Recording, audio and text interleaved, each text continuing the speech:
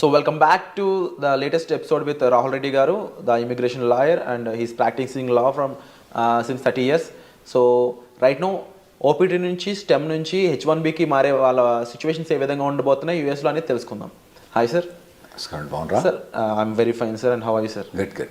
So upcoming మార్చ్లో H1Bకి సంబంధించిన లాటరీస్ అవి ఉండబోతున్నాయి కాబట్టి వాటి గురించి డిస్కస్ చేద్దాం. సో ఓపీటీ అండ్ స్టెమ్ నుంచి ఎవరైతే H1B కోసం వెయిట్ చేస్తూ ఉంటారో లాటరీ టైంలో వాళ్ళ మీద ఎఫెక్ట్ ఏ విధంగా ఉంటుందంటారు? ఇప్పుడు మనకు కొత్త H1B రెగ్యులేషన్స్ వచ్చినాయి. దాని ద్వారా ఏమైందంటే థర్డ్ పార్టీ ప్లేస్మెంట్ అనేది కొద్దిగా స్ట్రిక్ట్ అయిపోయింది. అదొకటి. ఇంకోటి ఏంటంటే మనకు లాస్ట్ ఇయర్ H1B కోటాను మొత్తం ట్రాన్సాక్షన్ చేసిండ్రు. అంటే అంతకుముందు 7-8 years నుంచి ఎట్లుండే అంటే అంతకుముందు 3-4 years ఎట్లుండే అంటే ఒక 10 కంపెనీల నుంచి కూడా కొందరు ఫైల్ చేసిండ్రు, ఫ్రాడ్లెంట్ ఫైలింగ్స్ అయ్యి. అంటే ఒకవేళ కనుక కొన్ని జాబ్స్ ఉంటే 10 కంపెనీల నుంచి ఫైల్ చేసిన ఉన్నారు.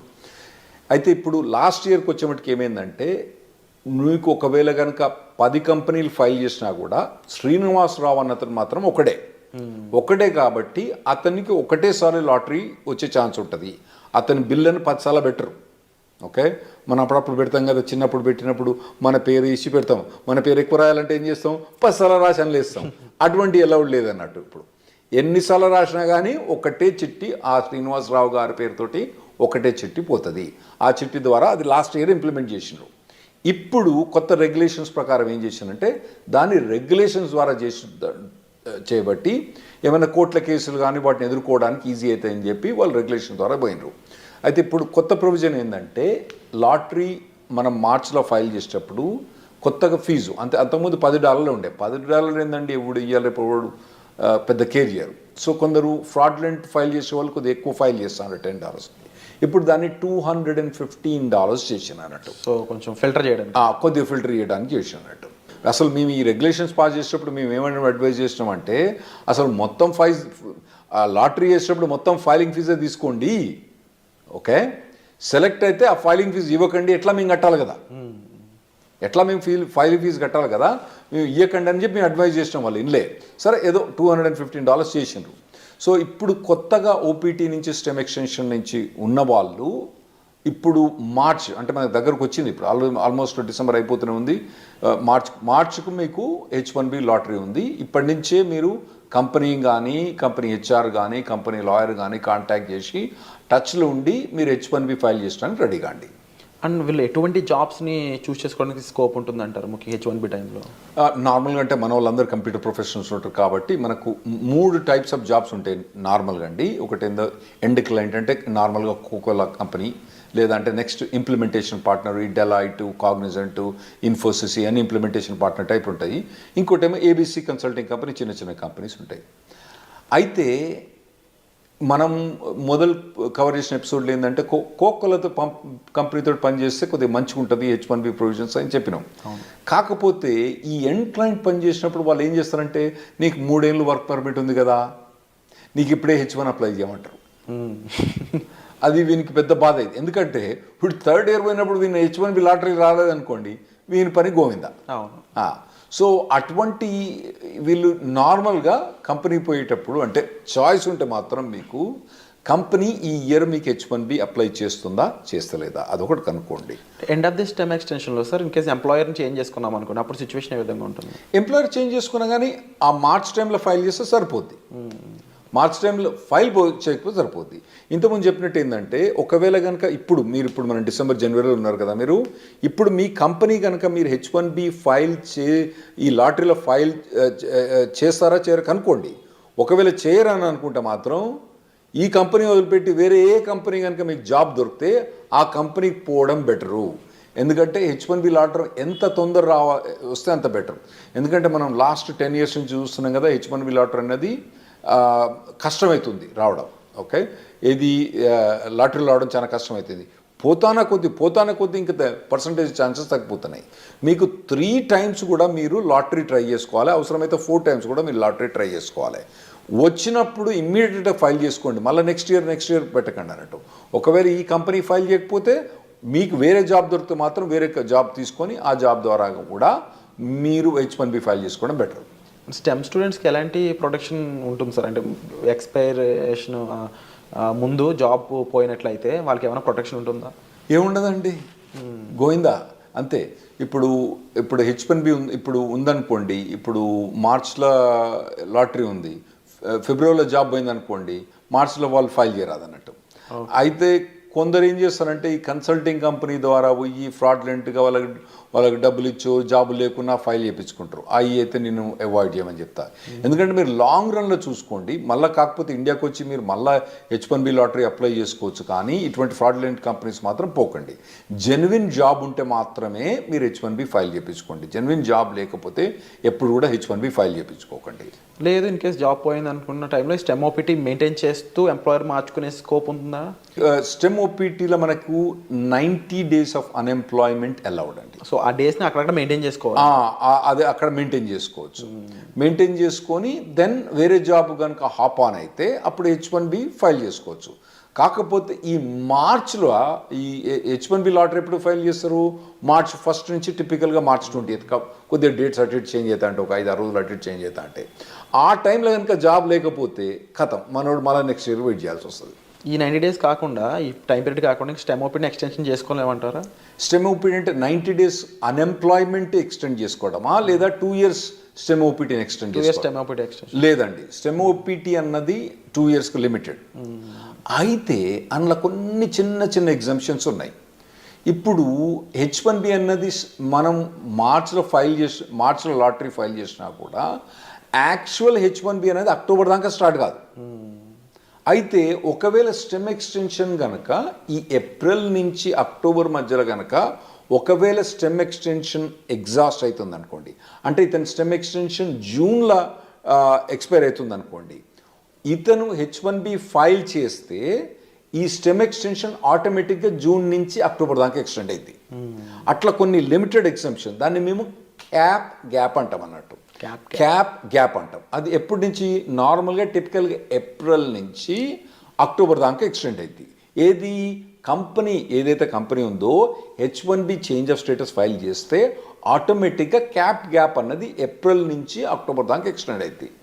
అండ్ మనం ముందు మాట్లాడుకున్న ఈ రూల్స్ అండ్ రెగ్యులేషన్స్ అన్నీ కూడా పార్ట్ టైంలో కూడా అప్లైకబుల్ అవుతాయా? అంటే ఇప్పుడు స్టెమ్ వాళ్ళు పార్ట్ టైం కూడా సేమ్ ఇదే చేయొచ్చా, లేదా ఫుల్ టైమే చేయాలి కంపల్సరీ?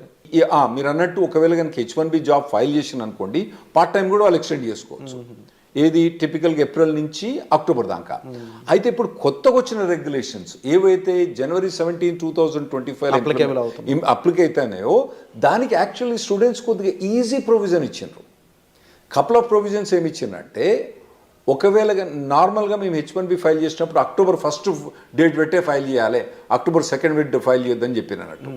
ఇప్పుడు కొత్తగా ఏంది, నువ్వు ఎక్స్టెండెడ్ డేట్స్ అంటే ఇంకా లేట్ డేట్ తోటి కానీ మేము ఒకవేళ కనుక ఏప్రిల్లో మేలో ఫైల్ చేసినా కూడా కొద్దిగా లేట్గా స్టార్ట్ డేట్ అంటే వీని స్టెమ్ ఎక్స్టెన్షన్ ఉంటుంది కదండి, ఈ స్టెమ్ ఎక్స్టెన్షన్ ఎక్కువ వాడుకోవడానికి ఇంకా ఎక్కువ రోజులు పెట్టుకొని, అంటే అక్టోబర్ 1st కాకుండా డిసెంబర్ కానీ జనవరి కానీ స్టార్ట్ డేట్ పెట్టుకొని మేము H1B ఫైల్ చేసుకోవచ్చని కొత్త రెగ్యులేషన్ వచ్చింది. ఇది స్టెమ్ ఎక్స్టెన్షన్ ఉన్న వాళ్ళకు, ఓపీటీ ఉన్న వాళ్ళకి చాలా అడ్వాంటేజ్ అండి. ఎందుకంటే అనవసరంగా 6 years H1B వాడరు. ఇంకోటి ఏంటంటే వీళ్ళకు ఓపీటీ స్టెమ్ ఎక్స్టెన్షన్స్లా వీళ్ళకు 7% ఇన్కమ్ ట్యాక్స్ రిబేట్ వస్తుంది. H1B పోయినప్పుడు రాదు. అంటే దాన్ని యాక్చువల్ ఇన్కమ్ ట్యాక్స్ అన్నాము, సోషల్ సెక్యూరిటీ అంటాము. ఆ సోషల్ సెక్యూరిటీ అన్నది వీళ్ళు కట్టని అవసరం లేదు. సో ఆ ఎగ్జామ్షన్ కూడా ఇది వీళ్ళు ఎక్కువ వాడుకోవచ్చు. ఆ ప్రొవిజన్స్ కూడా ఇచ్చిండ్రు. ఇంకోటి ఏది స్టార్ట్ డేట్ లేట్ చేయొచ్చు అని ఉంది కదా. ఇంకోటి నేను ఏం చెప్పినా, స్టెమ్ ఎక్స్టెన్షన్ కానీ ఓపీటీ కానీ ఏప్రిల్ నుంచి అక్టోబర్ దాకా H1B ఫైల్ చేస్తే ఆటోమేటిక్ అక్టోబర్ దాకా ఎక్స్టెండ్ అవుతుందని చెప్పిన. దాన్ని క్యాప్ గ్యాప్ అంటాం. దాన్ని వాళ్ళు ఏం చేశారంటే క్యాప్ గ్యాప్ అన్నది అక్టోబర్ దాకా కాకుండా ఏప్రిల్ అంటే మళ్ళీ నెక్స్ట్ ఏప్రిల్ దాకా వాళ్ళు ఎక్స్టెండ్ చేసినట్టు, అంటే దాదాపుగా 1 year ఎక్స్టెండ్ చేసినట్టు. ఓకే. కాకపోతే దాని కిటికీ ఏంటంటే ఈ క్యాప్ గ్యాప్కు H1B అన్నది ఫైల్ చేయడం కంపల్సరీ. చేసిన వాళ్ళకి మాత్రం లాటరీలో సెలెక్ట్ అయ్యి H1B ఫైల్ చేసిన వాళ్ళకే ఈ క్యాప్ గ్యాప్ వర్తిస్తుంది. అంటే ఇప్పుడు తర్వాత ఈ క్యాప్ గ్యాప్ ఎక్స్టెన్షన్ కూడా H1B లాటరీలో సెలెక్ట్ అయ్యి H1B ఫైల్ చేసిన వాళ్ళకే ఈ క్యాప్ గ్యాప్ అన్నది వర్తిస్తుంది.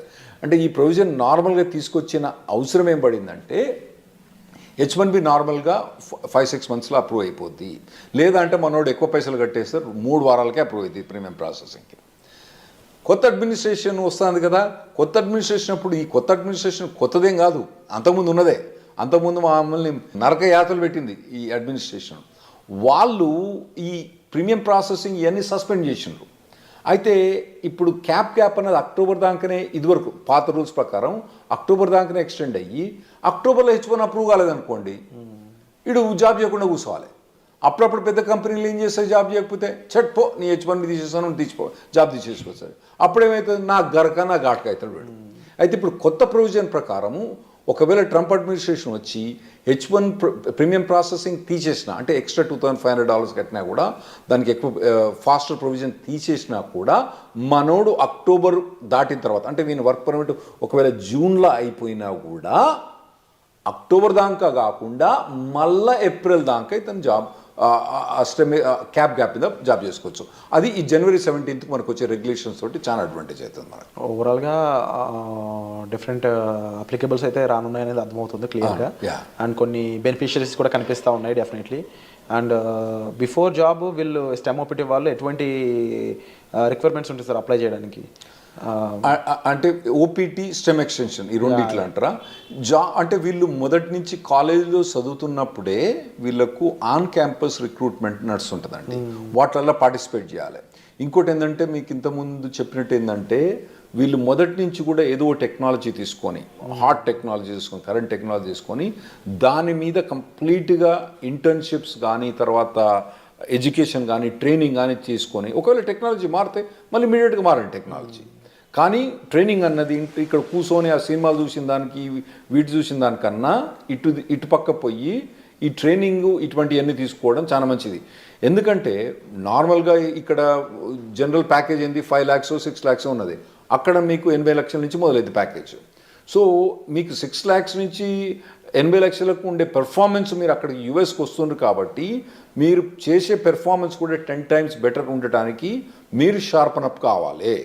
అది మొదటి నుంచి ప్రిపేర్ కాండి. చక్కగా ఓపీటీ అయిపోయిన తర్వాత అప్పుడు ఎతుకుతలే జాబ్, తర్వాత చూసుకుంటలే.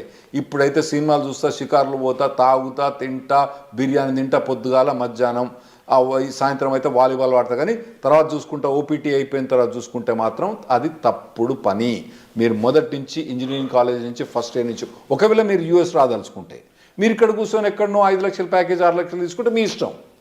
మీరు కనుక యూఎస్ వచ్చి ఓపీటీ మీద పనిచేసి స్టెమ్ ఎక్స్టెన్షన్ మీద పనిచేసుకుంటే మాత్రం మీరు ఫస్ట్ ఇయర్ నుంచి మీరు కంటిన్యూస్గా శ్రమ పడితే మీరు ఓపీటీ స్టెమ్ ఎక్స్టెన్షన్ వచ్చినప్పుడు మీకు మెచ్చుకునేది.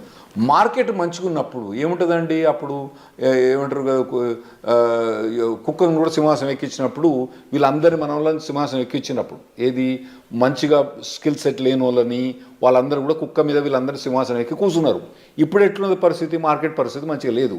మరి మార్కెట్ పరిస్థితి మంచిగా లేదంటే యాక్చువల్గా మీరు స్టాక్స్లో బాగా చేస్తుంటారు కదా, అసలు యూఎస్లో ఇప్పుడు స్టాక్ మార్కెట్లు ఉందండి, హై రేట్స్ ఉన్నాయి, అన్నీ బాగున్నాయి స్టాక్ మార్కెట్.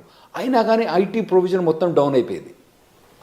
ఎందుకైందంటే మెయిన్ ప్రొవిజన్ ఏంటంటే 2021 ఎప్పుడైతే మన కోవిడ్ అయిపోయిందో అప్పుడు ఎట్లా హైర్ చేసిందంటే, అమెజాన్ కొన్ని కంపెనీస్ అయితే ఒకటే అండి, మీ శాలరీ ఎంత, ఇన్కమ్ ట్యాక్స్ చూపేరా అని వీళ్ళు పట్టుకుపోయినారు.